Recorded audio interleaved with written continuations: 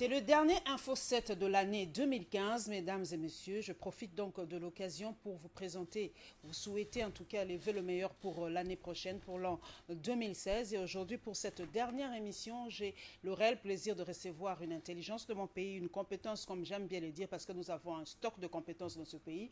Et bien, j'ai vraiment l'insigne honneur de clôturer cette année avec Franck Diongo. Très heureuse de vous recevoir et bonne année, monsieur Franck Diongo. Merci beaucoup, Félix Timothée. Voilà, monsieur Franck Diongo, aujourd'hui, presque les institutions de la République, en commençant par le chef de l'État lors de son discours, le président de l'Assemblée nationale et presque les ministres de la République, pour ne pas les citer, vous taxent de comploteurs. Qu'est-ce que vous ressentez quand on dit aujourd'hui que Franck Diongo est allé comploter à l'île de Gorée contre la République démocratique du Congo? Paulette Kimutu, c'est un honneur pour nous d'avoir reçu votre invitation. Permettez-moi, avant de vous répondre, Je vous en prie. de présenter mes meilleurs vœux à l'ensemble des Congolais et des Quinois et Quinoises qui nous suivent ce soir.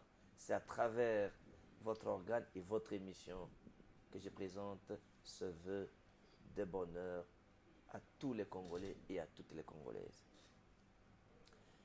Pour revenir à la préoccupation fondamentale face à la gravité de ce propos, les comploteurs de la République, Franck Diongo et tous les autres sont partis comploter contre le pays. Tenez, quand je vais relever les cas individuels et relever les cas des autres, vous allez comprendre que cette affirmation est une distraction, est un mépris et à notre démocratie et à l'opinion publique. Tenez, quand vous observez les parcours, par exemple de Franck Diongo, qui est un vieux opposant, qui a combattu tout le régime, dernier prisonnier politique de maréchal Mobutu, quand on a relégué Tshisekedi au village, Franck Diongo a été arrêté par Mosé Kabila, libéré par Gareton des Nations Unies. Tous les régimes l'ont arrêté. Il n'a jamais pris les armes. Que ce soit M. Obé Minakou, que ce soit M. Kabila, M. Mende et tous les autres, personne ne croit à ce qu'ils disent. Ils ont voulu seulement monter un dossier contre ceux qui sont contre le dialogue pour les contraindre dans l'exil. Mais nous avons quand même des services, de sécurité performants. Ils ne peuvent pas le dire comme ça au hasard. Ils ont des éléments pour dire que non, vous étiez allé là-bas pour aller apprendre je ne sais pas moi quoi.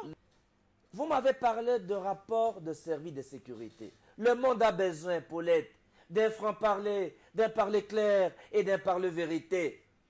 Le peuple a besoin d'une bonne et vraie information. Le service de sécurité. Nous sommes rentrés la nuit du 15 au 16 à 2h, 3h du matin. La plénière du 15, le président de l'Assemblée nationale, ils ont fait état de la question en plénière.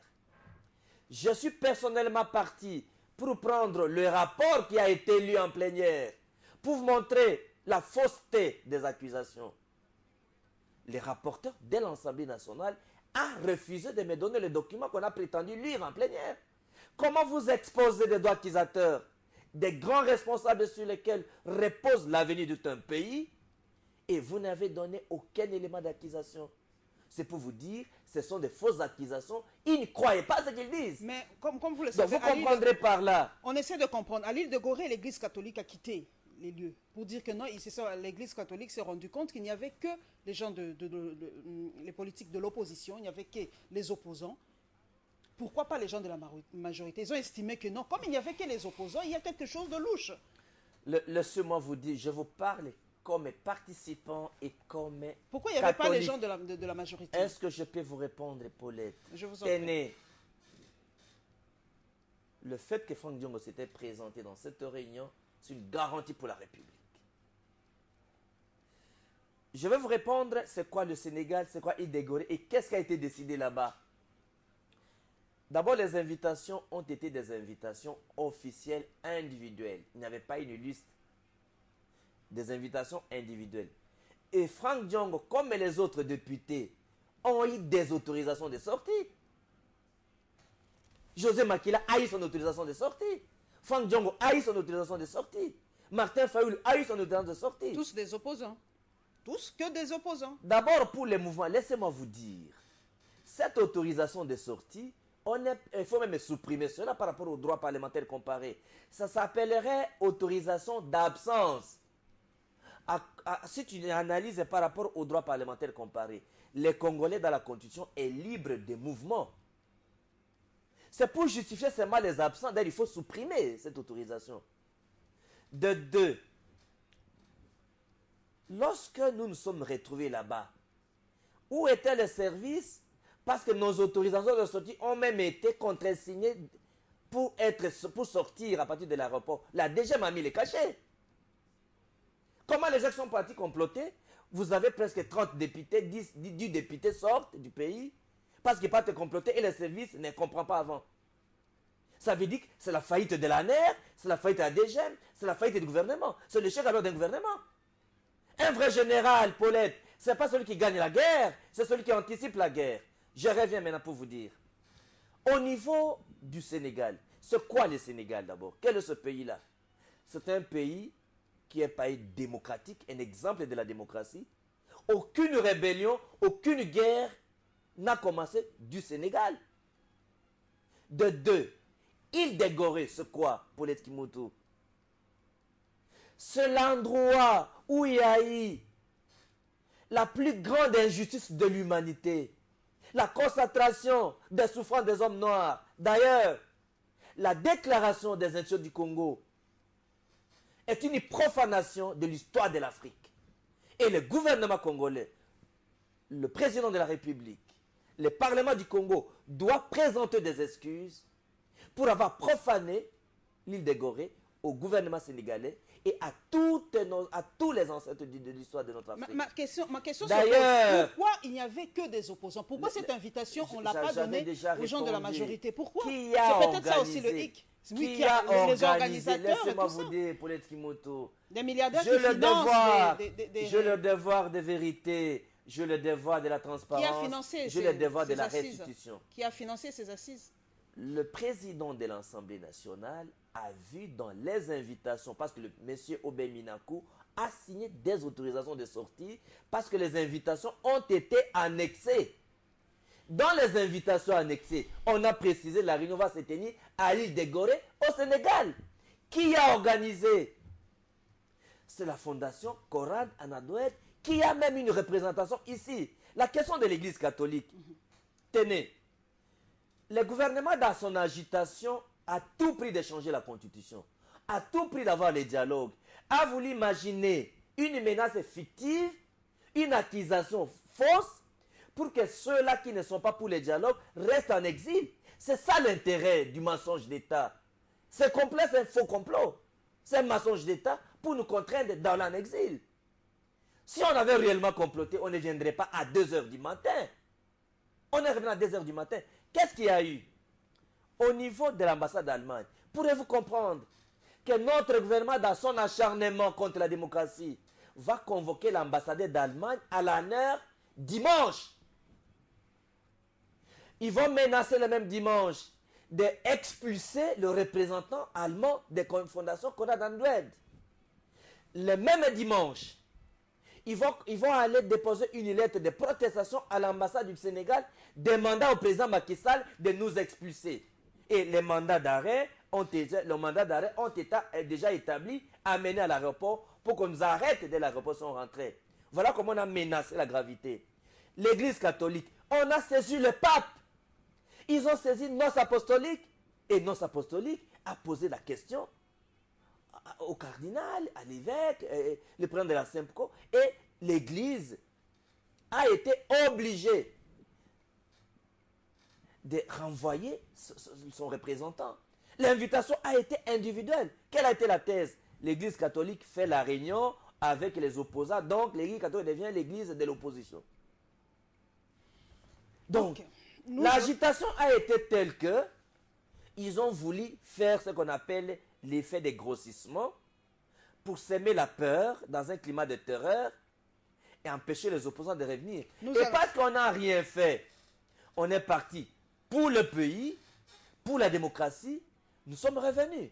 Mais le fait d'avoir... Vous savez qu'il y avait des organismes, enfin des organisations qui étaient interdites, en fait, qu'on a expulsées, comme les Filimbi qui étaient là-bas, comme Ocha, comme Lucha, pardon, et les organismes que la RDC ne veulent pas voir ici, mais ils étaient là-bas, donc il y a lien de cause, de causalité. Laissez-moi vous dire, tu sais, cette déclaration du gouvernement et des institutions du Congo relève de l'ignorance du culture historique de l'Afrique. Parce que profaner Gorée, c'est cracher sur l'histoire du Congo, de l'Afrique. Nous allons y revenir. L'histoire de Yanamar, laissez-moi, je n'évite aucune question. Nous allons y revenir, nous allons y revenir. Yanamar, une seconde, votre indulgence, maman. L'histoire de la présence de Yanamar et de Filimbi et de Lucha. Filimbi et des balais citoyens et de Lucha. C'est une honte pour l'Afrique et pour le pays et pour ceux qui ont parlé. Au Parlement de la République, les rapports qui émanaient de l'ANER, des services spéciaux, de la police et de DEMIAP, donnés aux parlementaires, c'était clair, pour les services spécialisés du Congo, il n'y a pas d'indice que ce mouvement, c'était un mouvement terroriste. À ce jour, il n'y a aucune décision de justice qui condamne le Filimbi, qui condamne les Lucha, qui sont infréquentables. Nous allons en reparler. Nous ouvrons donc cette rétrospective, mesdames et messieurs, par le processus électoral, une activité de la centrale électorale et la réaction des politiques par rapport au calendrier électoral.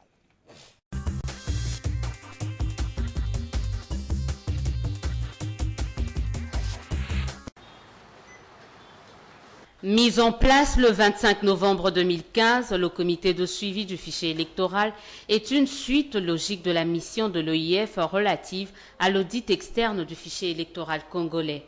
Ses membres, délégués de la majorité, de l'opposition, de la société civile et la société savante, étaient en séance de travail ce jour avec le président de la CENI. Une réunion de prise de contact, mais aussi d'information autour du démarrage effectif de la révision intégrale du dit fichier.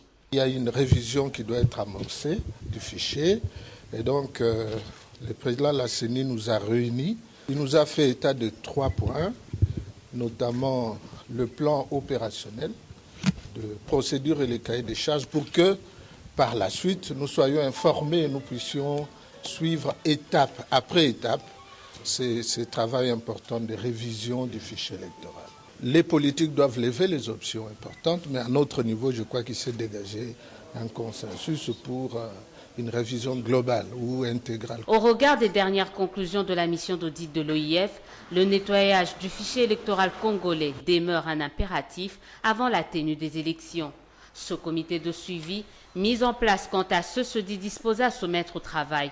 Un appel est lancé aux politiques pour lever des options conséquentes et cela nécessite, à en croire la société savante, membre de ce comité de suivi, un consensus de la classe politique congolaise. La publication d'un calendrier électoral consensuel d'ici janvier 2016 devient plus qu'une urgence pour l'opposition congolaise. D'abord celle anti-dialogue, regroupée au sein du Front citoyen 2016.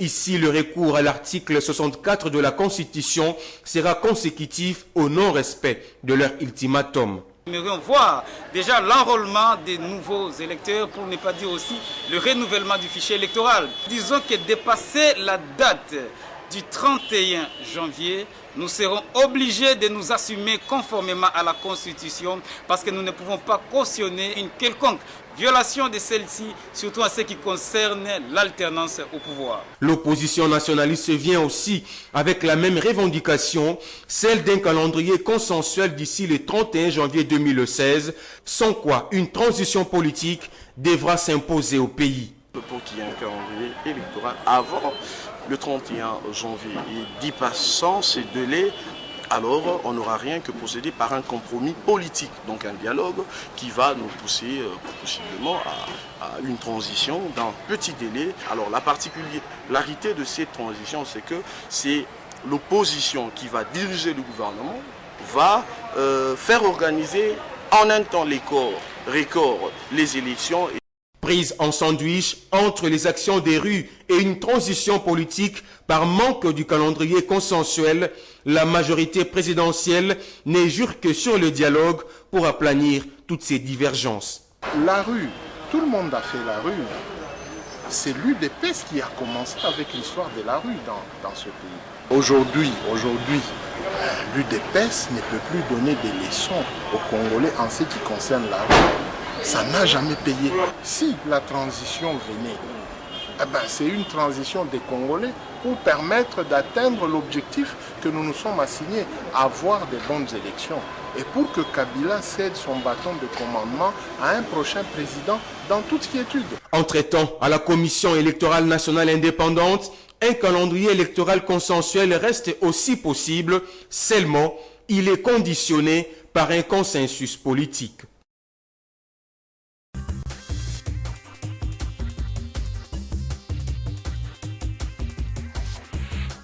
Franck Diongo, la CENI a parlé, les calendriers, il nous faut nécessairement un calendrier consensuel. Mais vous avez suivi la réaction des opposants et des hommes politiques qui ont dit que nous, si d'ici le 31 janvier, nous n'avons pas ce fameux calendrier consensuel, vous allez appliquer l'article 64 ou soit simplement nous entrons dans une transition qui permettra à ce que le pays soit gouverné.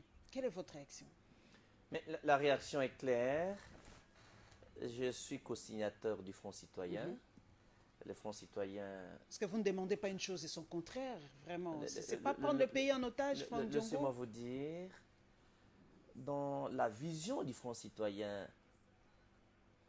qui consacre l'unité du camp qui aime le Congo, les anti-dialogues et l'ensemble de la population congolaise, dans toutes ces structures, nous avons dit nous devons obtenir les élections en 2016. Ceux qui parlent de la transition, voilà la réponse.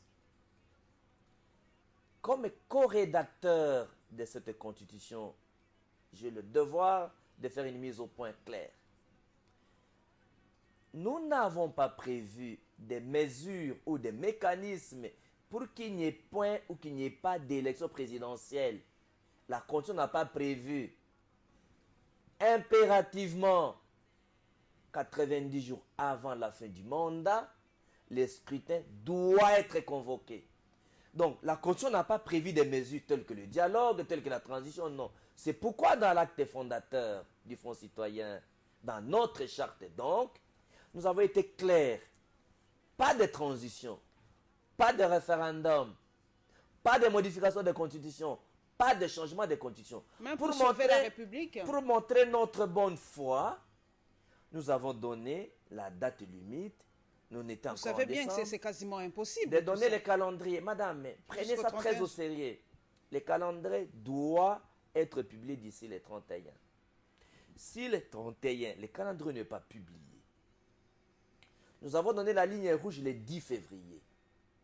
Si le 10 février, il n'y a pas de déblocage du processus électoral, nous allons prendre nos responsabilités et agir en appliquant l'article 64. Vous n'avez pas peur des propos du PGR?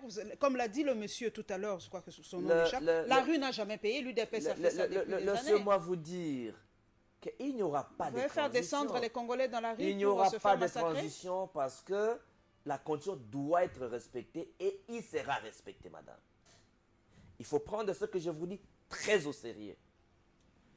Au niveau, bien entendu, de l'article 64, je crois que le PGR me suit. Le PGR doit appliquer l'article 64 pour ceux qui veulent renverser les institutions issues des élections en ne voulant pas organiser les élections. Premièrement, il doit s'en charger de ceux qui demandent le dialogue. Parce que le dialogue, c'est renverser les institutions issues des élections. Non, mais les institutions sont en place, ça ne va pas renverser n'est pas organiser les élections, n'est pas organiser les élections, c'est aller au-delà de ce que la Constitution a demandé de faire. Le dialogue est anticonstitutionnel, selon vous? La motivation principale du dialogue, c'est avoir un changement de constitution et avoir la transition. Changer des mots de Non, dans le dialogue. Laissez-moi vous dire, il n'y aura même plus de dialogue. Il faut parler de... tourné la page. Ils ont tourné même la page, il n'y a plus de dialogue. On ne peut même plus en parler du dialogue. Pourquoi on ne peut pas en parler? Parce que le président a Dans dit que d'ici là, il y aura dialogue. On doit convoquer la création pour la commission. Dans l'ordonnance du président de la République, c'est dans 10 jours. C'est dans 10 jours, normalement. Est-ce qu'il n'est pas encore 10 jours? On est au-delà des 20 jours. Le comité préparatoire n'est pas encore au point. De deux, Paulette, il faut tenir aujourd'hui que en signant le Front citoyen avec le membre de l'UDPS, en suivant les discours de l'UDPS, connaissait également... Quel UDPS, puisque les signatures de Félix Tshisekedi est presque mise à mal, hein. Les gens n'y croient pas très bien, on ne sait plus de quel UDPS il s'agit, parce que Félix va signer, on dit que c'est pas lui, et on ne sait plus très bien qui parle au nom de l'UDPS. De quel UDPS laissez-moi vous dire, Tshisekedi n'a jamais contredit la signature de l'UDPS dans le Front citoyen, madame. Ailleurs, oui. Je vous dis que le président de l'UDPS, tel que je le connais, n'acceptera pas qu'il y ait la transition, c'est mon maître, n'acceptera pas qu'on change de la constitution, c'est mon maître. Donc aujourd'hui, l'UDPS, je ne suis pas porte-parole de l'UDPS, ni membre de l'UDPS, mais comme l'UDPS a signé le Front citoyen, j'ai le devoir d'informer au peuple congolais. Revenons à ce Front citoyen. Je ne vois pas comment l'UDPS va participer au dialogue. Donc les dialogues, on a tourné les dos au dialogue. Ils sont par contre, les pouvoirs cherchent maintenant à convoquer la session extraordinaire parce qu'il n'y aura plus de dialogue, pour faire en sorte qu'il y ait une loi sur le référendum. C'est ça que des procès d'intention. Madame, c'est ça les nouveaux calculs qu'ils sont en train de faire. Donc ils ont tourné les dos. Quand je vous ai parlé de prix-dialogue ici, vous n'avez pas cru, madame. Aujourd'hui, je vous annonce encore qu'il y a des supputations parce que le dialogue est mis à mal par le Front anti-dialogue et le Front citoyen. Ils pensent que pour contourner le Front citoyen, pour contourner le dialogue, il faut envoyer les Congolais au référendum. Mais le Front citoyen est contre le référendum. N'est pas l'épée employée par les impérialistes, comme on dit, par les Occidentaux. Est-ce que vous n'êtes pas utilisé aussi? Parce qu'on dit que vous êtes là toujours derrière les ambassadeurs, derrière les ambassades. Franck Diongo sillonne les ambassades pour aller prendre les nouvelles et l'argent. Hein, il ne faut pas se voiler la face. Nous sommes devant les Congolais. Vous êtes l'instrument de l'Occident pour déstabiliser la RDC. Le Front citoyen, ce n'est pas cette épée de Damoclès là qu'emploie l'Occident contre la République. Paulette Kimutu, je ne sais pas si vous croyez à votre propre question vous-même. Tenez, que lorsqu'il y a la question de la MONUSCO pour amener l'aide à la guerre contre l'M23, les étrangers sont bien. Lorsque la communauté internationale doit supporter à 60% le budget du pays, là, on ne parle pas de l'impérialisme. Les étrangers, c'est bien. Lorsque le gouvernement britannique paye $1 million chaque jour pour la MONUSCO et pour aide au développement, les étrangers, c'est bien. Alors, lorsqu'on voudrait vous dire respecter la Constitution, ça devient de l'ingérence. La toute dernière question avant de ça devient de l'ingérence. C'est vrai, c'est un qui débat. Qui trompe qui? C'est un débat sur l'Internet, Franck Qui Diongo. trompe qui? Vous avez dit que vous allez, les gens vont descendre dans la rue, il ne faut pas se voiler la face. Vous avez dit vous allez appliquer l'article 64, mettre les gens dans la rue. C'est un débat qui se passe sur le net. Est-ce que les enfants de Franck Diongo seront dans la rue? Parce qu'on vous dit que vous envoyez les enfants des autres se faire massacrer dans la rue et vous laissez vos propres enfants au chaud. Est-ce que les enfants de Franck Diongo, la famille de Franck Diongo sera dans la rue pour marcher? Laissez-moi vous dire que la personne qui a donné cette déclaration, si c'est un député ou n'importe quelle personne, est vraiment de mauvaise foi. Simple question, vos enfants seront-ils là? Oui, mais moi-même je suis là. Vous allez marcher si vous êtes dans la rue. Franck Diongo sera là. Mais tous mes enfants sont au Congo. Et puis, les gens qui veulent les tuer là, il faut renverser maintenant la question. Allez-vous tuer des Congolais parce qu'ils demandent le respect de la Constitution?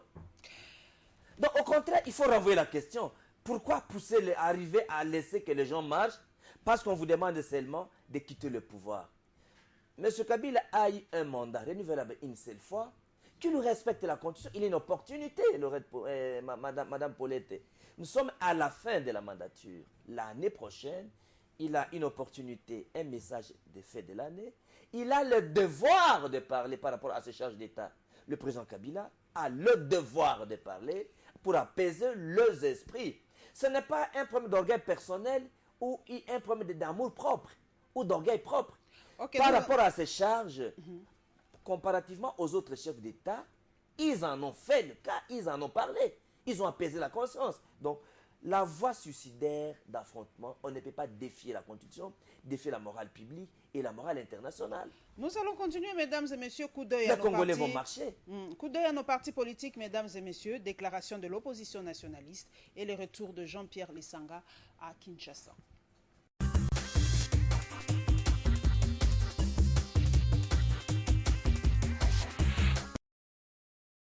Au Parti travailliste et nouvelle classe politique et sociale, la convocation du dialogue devient plus qu'une urgence. Et le retard accumulé pour désigner les facilitateurs est l'une des raisons principales. Voilà ce qui justifie cette interpellation de Ban Ki-moon. La NCPS, opposition nationaliste, demande à M. Ban Ki-moon, secrétaire général de l'ONU, de désigner un facilitateur tout à fait simple. Face aux dangers qui guettent la République, l'opposition nationaliste tire une sonnette d'alarme aux allures d'un ultimatum pour annoncer une transition politique d'ici le mois de janvier 2016. Si nous dépassons le mois de janvier 2016 sans publication d'un calendrier électoral global, il deviendra impossible que les élections soient organisées dans les délais constitutionnels.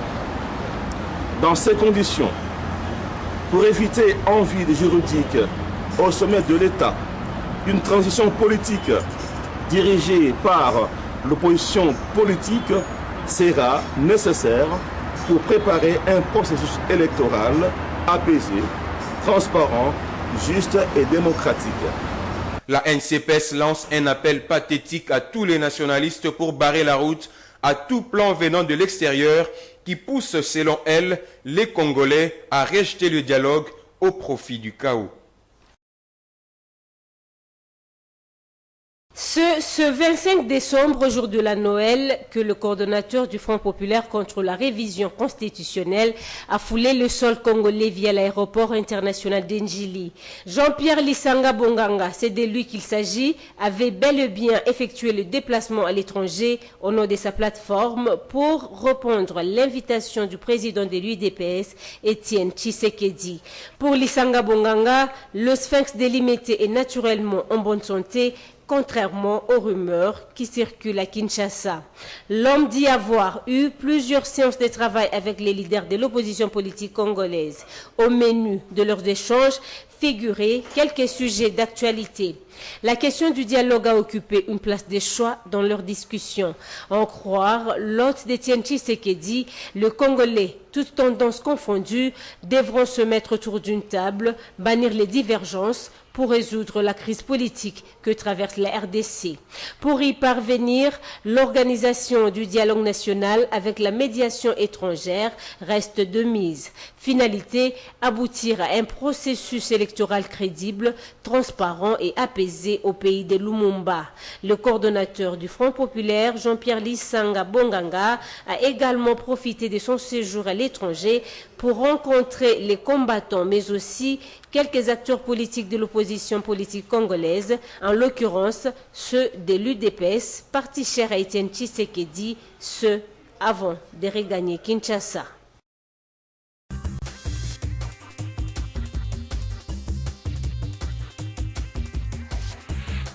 Franck Diongo, vous l'avez suivi, hein, vous avez suivi Steve Mbikai. On est en train de mettre, comment je peux m'exprimer, la transition ou le chaos. Il a dit, si d'ici le 31 janvier, rien ne se passe, eh ben nous entrons carrément dans la transition. Vous êtes contre cette perspective-là de la transition pour faire... Madame Paulette, pour que les choses puissent aller mieux. Madame Paulette, le monde a besoin d'un franc-parler, d'un parler clair. Les blocages s'appellent M. Kabila.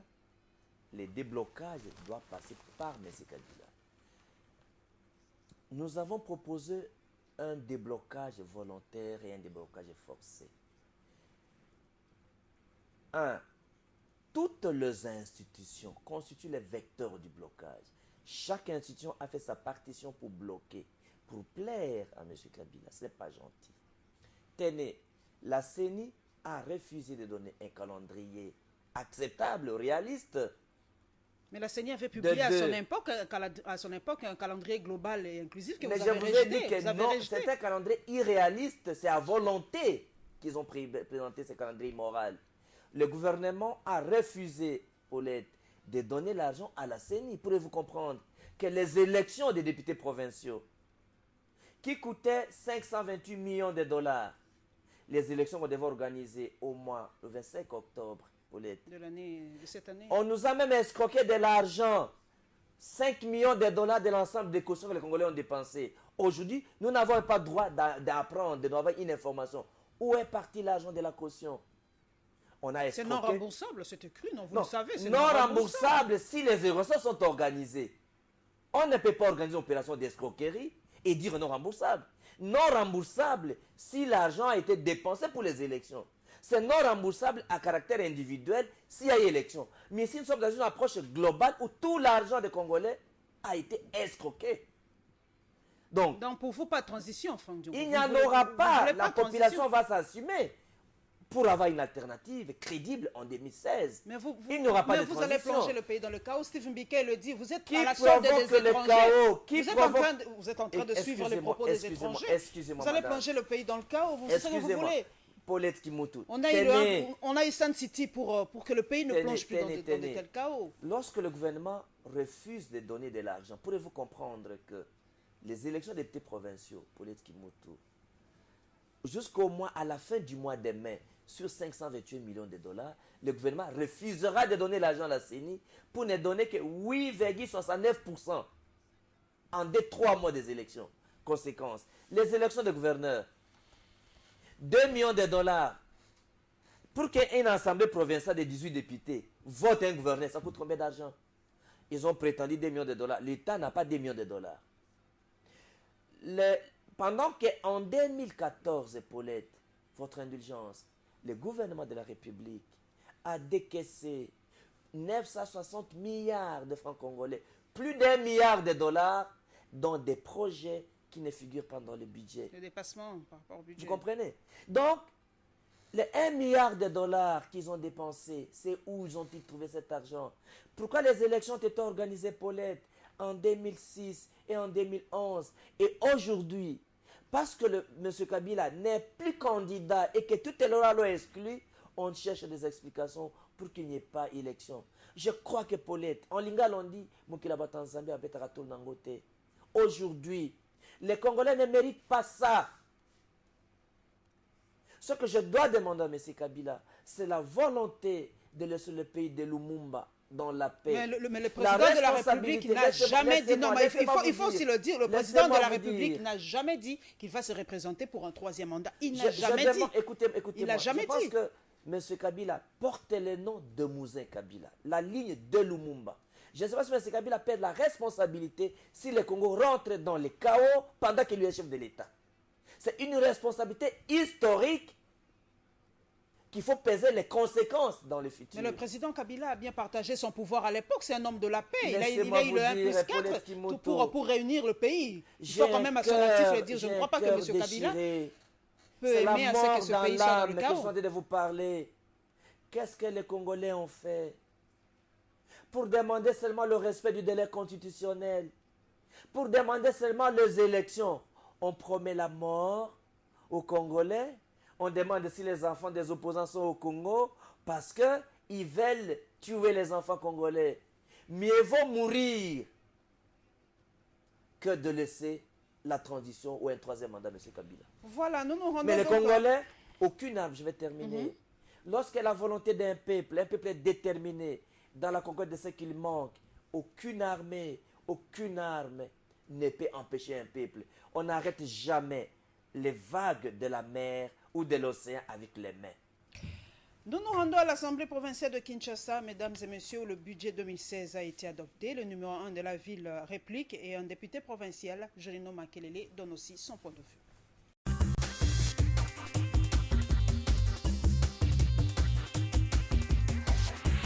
Ils sont pour Les gouverneurs de la ville de Kinshasa étaient venus répondre aux multiples préoccupations soulevées par les députés provinciaux lors de la présentation de l'édit des finances exercice 2016. André Kimbuta a tenté lors de son intervention de rencontrer les préoccupations des élus de Kinshasa, des questions relatives aux infrastructures, à la voirie, à l'assainissement de la ville ou encore à la mobilisation des recettes ont été brossées par le premier citoyen de la ville de Kinshasa. André Kimbuta a saisi l'occasion pour rappeler aux législateurs provinciaux les difficultés rencontrées par la ville en vue de son développement, notamment l'effectivité de la rétrocession. Le problème ressenti, le problème du budget d'investissement de la ville qui est géré par le gouvernement de la République. Avec les petits moyens que la DGRK arrive à mobiliser, nous ne pouvons pas faire développer cette ville si le grand budget d'investissement continue à être géré par le gouvernement de la République. C'est vrai, vous me direz que le gouvernement de la République construit des immeubles dans la ville. Je ne sais pas, cet immeuble sous le boulevard, qu'est-ce que ça représente pour un gars qui habite Kisenso, qui a des problèmes d'érosion, qui a des problèmes d'école, qui a des problèmes de centre de santé. L'édit des finances exercice 2016 de la ville-province de Kinshasa a été jugé recevable par la plénière. Il a été renvoyé à l'Ecofin pour toilettage. Si par ailleurs les moyens qui sont attendus du gouvernement central, en l'occurrence le produit de la rétrocession qui est attendu du gouvernement central, n'arrive qu'à compte-gouttes, vous pensez bien que ce budget ne pourra jamais être exécuté au-delà de tout ce qui est mis dans ce budget. Donc pour moi, tant qu'à faire, il fallait limiter les projets et les prévisions. Parce que les Kinois, quand ils voient un projet de 400 millions de dollars avec différents projets concernant leur commune, ils se mettent à rêver, à croire. Mais dans la réalité, ils ne verront rien du tout parce que justement, ce gouvernement ne sera pas en possession de ses moyens.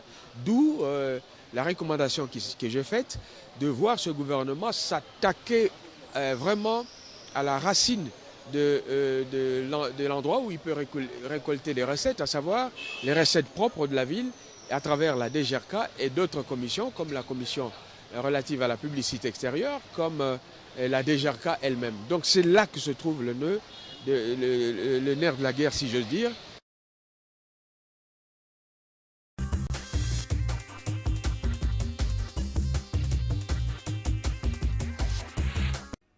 Franck Diogo, vous avez suivi le numéro 1 de la ville de Kinshasa, André Kimbuta, qui a carrément reconnu qu'il est dans l'incapacité de faire prospérer cette ville, vu que d'abord la rétrocession des 40%, ça n'arrive pas du tout. Et avec les maigres recettes qu'il a à partir de la DGRK, eh ben, il n'arrivera pas, il ne faut pas lui demander plus, il n'arrivera pas à développer la ville de Kinshasa avec les maigres moyens qu'il a. Mais je salue les francs-parlers du gouverneur Kimbuta, qui démontrent que le PPRD a échoué. Et le gouverneur, et le premier ministre, et le président de la République sont tous dans le même parti. En fait, la déclaration d'André Kimbuta confirme l'échec de M. Kabila et son premier ministre. Donc, c'est la politique de l'actuelle majorité au pouvoir qu'il est en train de décrier. Qu'est-ce que vous voulez dire encore? Ça consolide la logique du Front citoyen qui doit tout faire pour obtenir une alternative crédible. Quand le gouverneur de la ville parle de 2 érosions, tenez qu'à Kinshasa, nous avons plus de 300 têtes d'érosion. Notamment, quand vous voyez Ngaliem, Kinseso, Mongafula. Donc, combien de têtes d'érosion ont été combattues? Donc, je crois qu'il faut féliciter André Kimbuta qui reconnaît, non, nous de la majorité, nous avons échoué. Comme on a échoué, il faut une alternative crédible. C'est ça le message voilé. Est-ce que vous êtes cette alternative crédible? Parce que c'est vrai, hein, on dit que vous êtes opposant le jour, Franck Diongo. On parle aux Congolais, c'est la dernière émission de l'année. Vous êtes opposant les jours et la nuit, vous allez voir la majorité, on vous donne votre argent, vous pistonnez même des commissaires spéciaux et tout ça. Est-ce que vous êtes réellement opposant? On se pose la question s'il y a réellement des opposants dans ce pays. La discussion sur les personnes est déjà dépassée. L'ensemble de la classe politique est contre M. Kabila et qui demande l'alternative. Mais ce sont les personnes qui font la chose, qui font l'ensemble. Il faut aller de cas par cas pour faire la chose. Nous sommes déjà réconciliés pour l'unité on ne nous divisera plus jamais. Vous en êtes sûr? Vous nous présenterez un seul candidat pour 2016 Je vous pour dis l'opposition? qu'il faut prendre les Fronts citoyens très au sérieux. Le Front citoyen va changer les choses au pays et ça changera. Retenez la date d'aujourd'hui, madame. Les Front citoyen amènent une alternative crédible et les citoyens font foi. La majorité au pouvoir n'a qu'à débloquer le poste des élections, sinon ça sera un déblocage forcé. Et ils ne résisteront pas à la colère d'un peuple qui est dans la conquête de son destin. Par rapport à la ville de Kinshasa, d'abord la question que l'on se pose, où est le siège de l'Assemblée provinciale de la ville de Kinshasa aujourd'hui? Où est-ce qu'il siège? Mais ça, c'est encore un échec. Pendant 10 ans, la majorité au pouvoir, avec un président de la République, un premier ministre et un gouverneur, même un parti, ils ont été incapables de construire le bureau de l'Assemblée provinciale pendant 10 ans. Ils siègent dans l'auditoire, salle de Boboto, collège Boboto. C'est une des salles du collège Boboto pendant 10 ans. Et lorsque les Kinois s'énervent pour changer le fusil d'épaule, vous pensez qu'ils n'ont pas droit, nous allons les tuer. Mieux vaut mourir que laisser cette majorité continuer. Nous vous proposons maintenant dans le volet judiciaire, mesdames et messieurs, le procès entre Happy Congo et Imotex.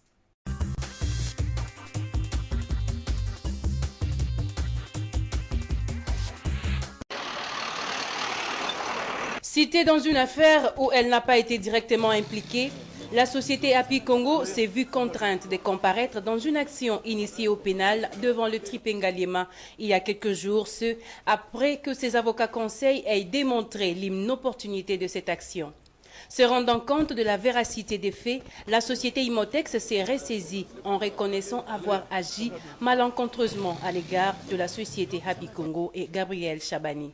Ce revirement a sans nul doute porté préjudice à Happy Congo qui est loin des désarmés.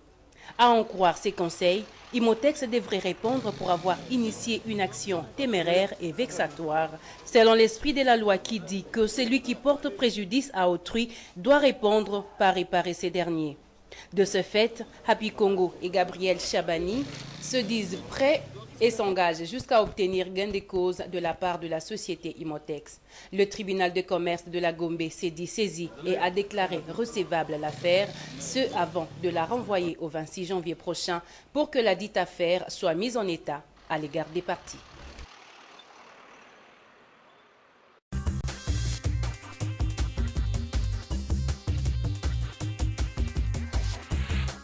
Franck Diongo, nous sommes quand même dans le volet judiciaire. Nous allons parler un peu de la corruption. Hein. Vous avez suivi dernièrement, nous avons célébré la journée mondiale contre la corruption. La corruption bat réellement son plein en République démocratique du Congo, mais on a l'impression que les corrompus et les corrupteurs ne sont pas sanctionnés dans ce pays. Voilà un élément qui donne encore raison au Front citoyen 2016, parce que le Congo est classé parmi les 3 pays les plus corrompus de la planète. La corruption n'a pas été combattue. Que ce soit les corrupteurs ou les corrompus, tout le monde est là dans l'impunité. L'impunité accroît l'inégalité, l'injustice et la pauvreté. Donc, je ne pense pas qu'aujourd'hui, même sur le plan des procès politiques, on instrumentalise le pouvoir judiciaire pour régler des comptes à des opposants.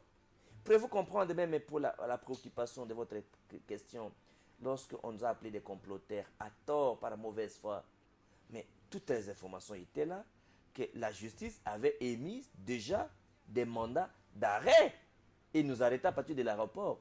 Ni c'était la pression internationale et la MONUSCO qui nous a escortés jusqu'en ville. On aurait déjà un début d'incident parce que la population n'accepterait pas. À 2 h du matin, la population a été à l'aéroport pour nous accueillir avec les autres députés. C'est pour vous dire que le fonctionnement du pouvoir judiciaire, il faut que le pouvoir judiciaire soit indépendant, soit réhabilité, et le pouvoir judiciaire dise la justice, dise le droit, par rapport à la levée ronde de justice. Par rapport à la levée de l'immunité, vous êtes député national, on a entendu dire que le PGR a exigé la levée de l'immunité parlementaire par rapport aux députés qui ont fait usage de faux, hein, par rapport aux signatures. On en est où avec ce dossier, Franck Diongo? Parce que nous sommes dans le volet judiciaire. Bon, toutes les procédures judiciaires liées aux députés doivent respecter le règlement intérieur.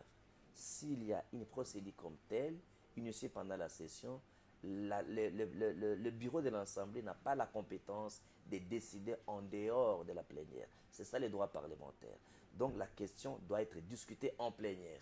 Donc les cas de levée d'immunité, dans une situation qui n'est pas une flagrance, les bureaux de l'Assemblée nationale... Cette histoire des fausses signatures, ça entache un peu aussi votre crédibilité, Franck Diongo. Pourquoi vous employez des fausses signatures pour faire passer vos messages, vos revendications? Madame, nous sommes dans une procédure judiciaire. Ce n'est pas parce qu'il y a une accusation que c'est vrai. Laissons le temps au temps et vont la justice. C'est une pratique qui se fait, hein, quand même. Mais vous savez que l'histoire des signés retraits, tout ça, c'est pas pour la modernisation des mœurs politiques. Vous ne trouverez jamais Franck Diongo dans de telles pratiques. Je suis quand même un modèle au Parlement. Et un mot par rapport au procès entre API Congo et Imotex, nous l'avons suivi ensemble. Je pense qu'à suivre les avocats, je crois qu'il faudra que la justice soit rendue dans la réalité des faits. Mais attendre des avocats de API Congo, que la société, la société a présenté des excuses et a compris qu'ils étaient en erreur et qu'ils ne peuvent pas impliquer API Congo. Je crois que la justice doit être rendue à API Congo. Volet social maintenant, mesdames et messieurs, nous allons parler de l'intersyndicale de l'OCC et du baladeur, donc la réaction des Quinois par rapport à la courtoisie routière.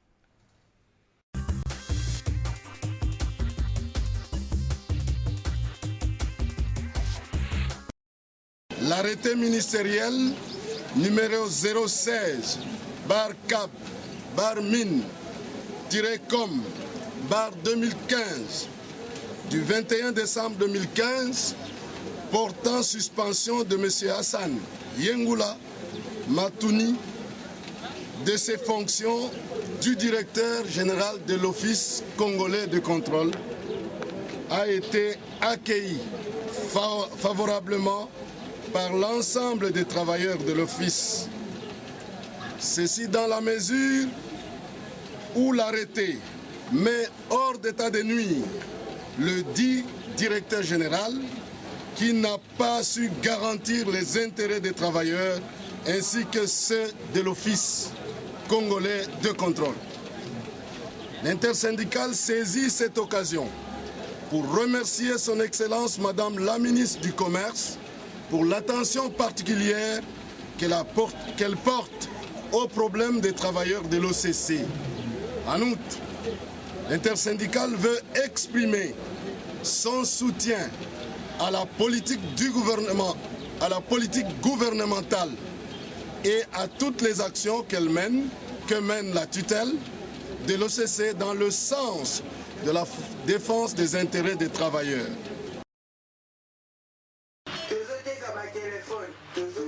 Les conducteurs de véhicules saluent la décision du gouverneur André Kimbuta d'instaurer la courtoisie routière pendant cette période des festivités de fin d'année.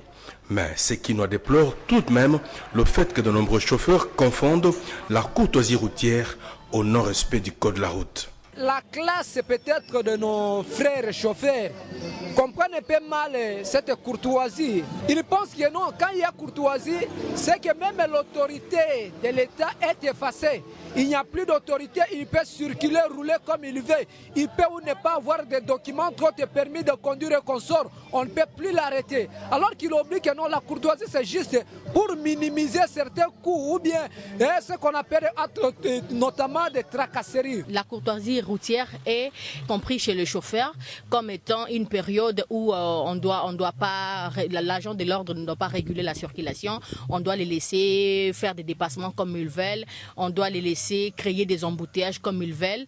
Nous voyons même nous les chauffeurs quand on conduit, dès qu'il y a de courtoisie routière, donc il y a du désordre, ça crée l'embouteillage, les chauffeurs se comportent très mal, ils conduisent comme ils veulent, ils prennent des routes comme ils veulent, donc ils dépassent même des bandes. Donc... Cette dame invite par ailleurs les conducteurs de véhicules à respecter les codes de la route pendant cette période de courtoisie routière pour éviter des embouteillages et des accidents. Je crois qu'il faudra qu'on leur explique c'est quoi la courtoisie routière. Qu'ils sachent que la courtoisie, c'est le comportement que chaque conducteur doit adopter s'il est en route. La courtoisie n'est pas le fait que tu viens là, tu trouves que cet endroit, il est interdit de stationner et toi tu viens, tu te stationnes là et parce que c'est la courtoisie routière, l'agent de l'ordre ne peut pas faire son travail, il ne peut pas t'arrêter. Signalons que la courtoisie routière instaurée par l'autorité urbaine s'étend du 24 décembre 2015 au 4 janvier 2016.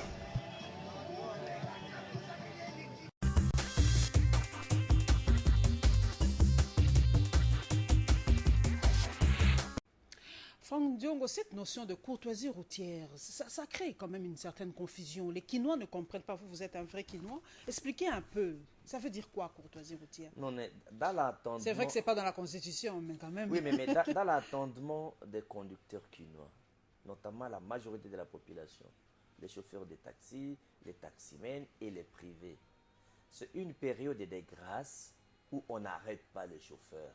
Ils n'ont pas dit qu'on n'a pas besoin d'un roulage pour régler la circulation. Non.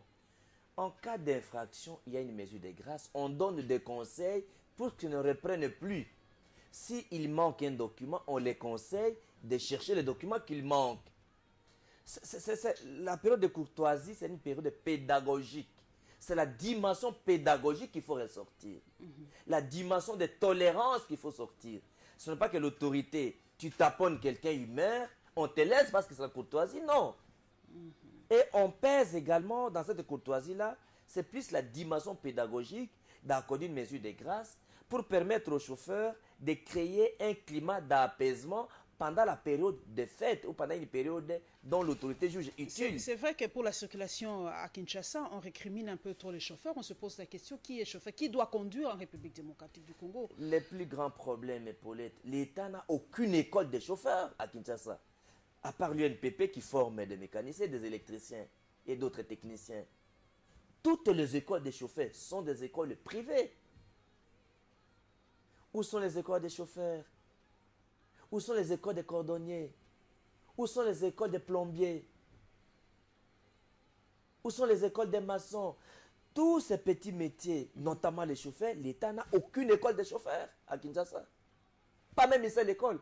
Toutes les écoles de chauffeurs sont des écoles privées. Et qui conduit les autorités politiques? Là il faut aussi, des chauffeurs chevronnés pour conduire les autorités.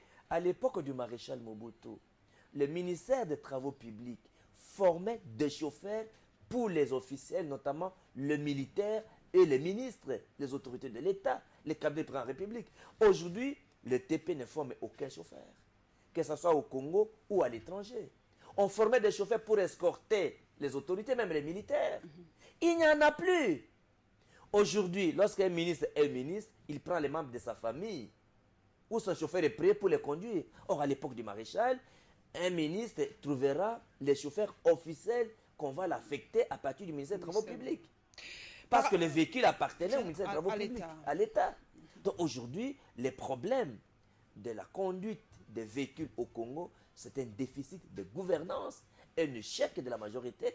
Parce qu'en fait, il faudra qu'il y ait une politique pédagogique qui informe et qui forme. Parce que Paulette Kimoutou, protéger un peuple, c'est donner la formation à ce peuple-là. Protéger un peuple, il faut l'informer. Je conseille en fait qu'il y ait le recyclage des chauffeurs par le gouverneur de la ville ou par un programme inséré dans le budget pour recycler les chauffeurs et ouvrir les écoles de chauffeurs. Par rapport à votre réaction à Franck Diongo, par rapport au KOCC, c'est une satisfaction pour vous que son DG soit suspendu?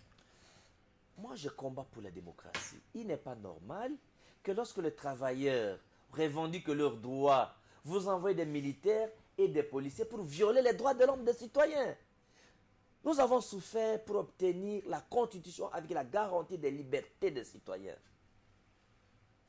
Un travailleur dont ses droits ne sont pas respectés, que ce soit le travail d'une manière collective ou d'une manière isolée, ou un syndicat ou un collectif de syndicats, ils ont le devoir, lorsqu'ils voient qu'une autorité dirige mal l'entreprise et que les intérêts de l'entreprise sont menacés ou sont menacés, les syndicalistes ont le devoir d'expliquer aux travailleurs pour agir.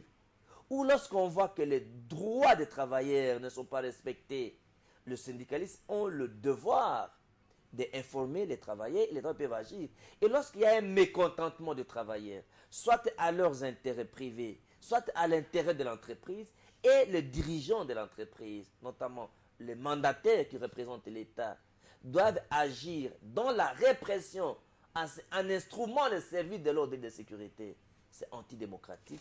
Et je crois que la suspension d'un tel dirigeant est un soulagement pour ceux qui défendent les droits de l'homme, à commencer par nous-mêmes et les employés de l'OCC. Les travailleurs de l'OCC. Voilà, nous allons terminer, mesdames et messieurs, par une note musicale. Nous allons parler de la production de Nicki Minaj en Angola et la préparation des léopards pour le CHAN qui se déroulera au Rwanda.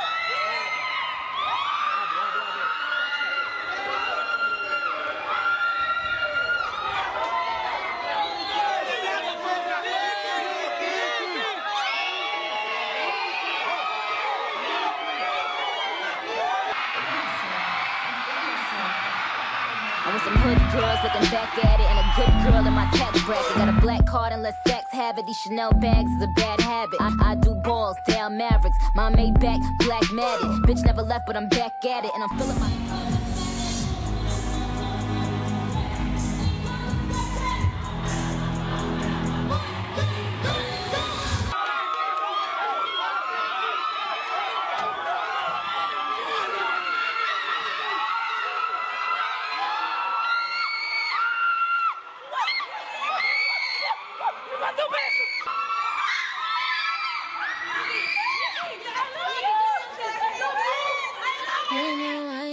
Champion, no champions do, so champions do. La quasi-totalité des joueurs évoluant à Kinshasa ont répondu présent à l'appel du sélectionneur national Florent Ibenge.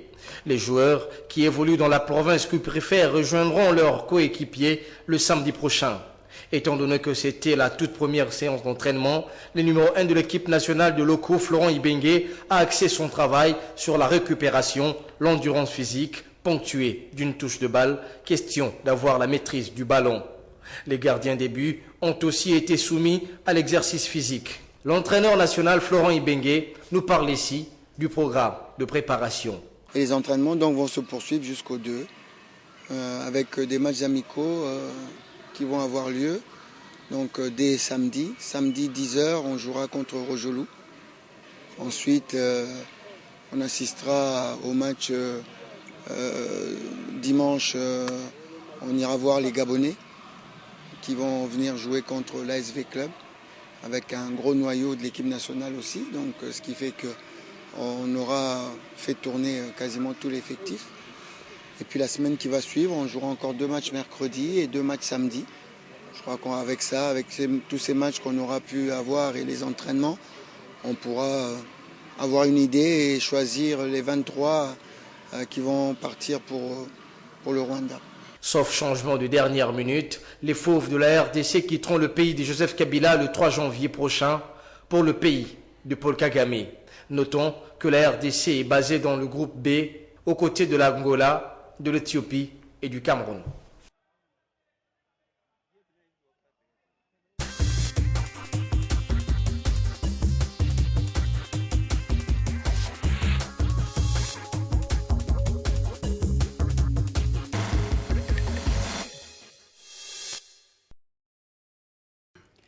Franck Diongo, nous allons parler du sport quand même. Les Léopards se préparent pour aller au CHAN. Vous leur donnez quand même, vous leur souhaitez quand même bonne chance. Oui, mais c'est la couleur du pays et il faut donner la chance à notre pays de gagner. Nous avons gagné le premier CHAN. J'espère que nous allons rééditer l'exploit cette fois-ci. Exactement, et nous prions pour que nous puissions gagner. On leur donne toute la bonne chance possible.